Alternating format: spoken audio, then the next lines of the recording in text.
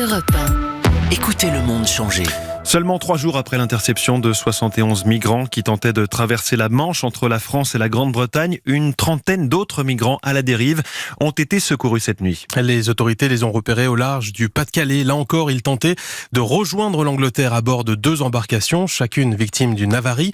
Tous ont pu être ramenés sains et saufs sur le littoral français en pleine nuit. Maximilien Carlier. Oui, effectivement, il était 2h du matin sur une embarcation de fortune. Panne de moteur. À l'intérieur du bateau, 11 migrants sont récupérés, dont 2 enfants en bas âge.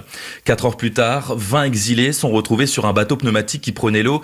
Cette fois-ci à bord, une jeune femme. À son 8e mois de grossesse, elle a pu être sauvée, même si elle souffrait d'hypothermie. Des tentatives de traversée de la Manche de plus en plus fréquentes, comme l'explique François Guénoc, membre de l'Auberge des migrants. On voit bien aujourd'hui que dès qu'il y a du vent, dès qu'il y a de la mer, les tentatives s'arrêtent. Et dès qu'il y a une période de calme, comme c'était le cas la nuit dernière, les tentatives reprennent. Il semble aussi que les passeurs aient décidé de lancer plusieurs bateaux à la fois de différents points de la côte, de façon probablement à augmenter les chances de réussite face à un dispositif de gendarmerie et de police qui est quand même assez important ici sur le littoral. Et il y a 60% de tentatives réussies selon les autorités britanniques. Pourtant, le danger est bien présent. L'eau, les courants marins et puis surtout le trafic maritime extrêmement dense.